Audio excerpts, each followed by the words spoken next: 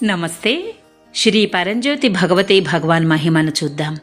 తెలంగాణలోని కొత్తగూడెం నుండి సత్యవతి గారి అనుభవం ఇది. శ్రీ పరంజ్యోతి భగవతి భగవాన్ కృప వలన మేము సత్యలోకంలో జరిగే అన్ని హోమాలకు హాజరవుతాము, అన్నదానం కూడా చేస్తాము.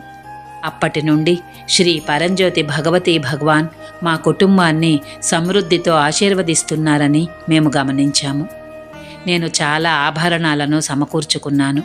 అదనంగా భగవద్ధర్మ కార్యకలాపాలన్నింటిలోనూ కుటుంబ సమేతంగా పాల్గొనగలిగే భాగ్యం ఆశీర్వదించబడింది. మా బాంధవ్యాలు ఇప్పుడు సజావుగా ఉన్నాయి. ఇది వరకు ప్రతి దాని గురించి, చిన్న విషయాల గురించి కూడా ఆందోళన చెందేదానిని. ఇప్పుడు నేను ప్రతి దానిని స్వీకరించగలుగుతున్నాను. ఇక ఏవీ నన్ను బాధించవు.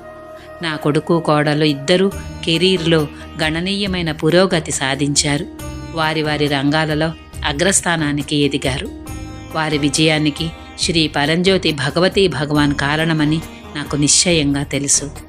మాకు సమృద్ధిని, అద్భుతమైన బాంధవ్యాలను, నా కుటుంబానికి అద్భుతమైన వృత్తిపరమైన అభివృద్ధి, ఆధ్యాత్మిక పురోగతిని బహుమతిగా ఇచ్చిన శ్రీ పరంజ్యోతి భగవతి భగవానుకు ధన్యవాదాలు.